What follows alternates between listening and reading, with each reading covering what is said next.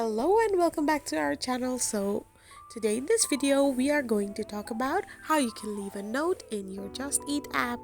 So without wasting much of our time, let's get straight into the video.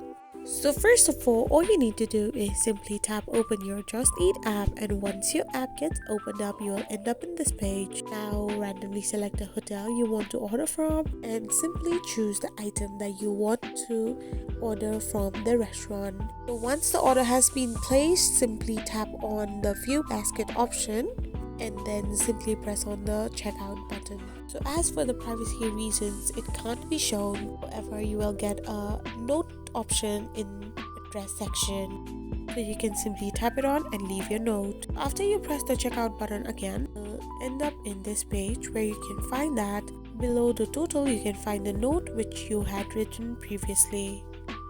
So this way you can leave a note on the Just Eat app.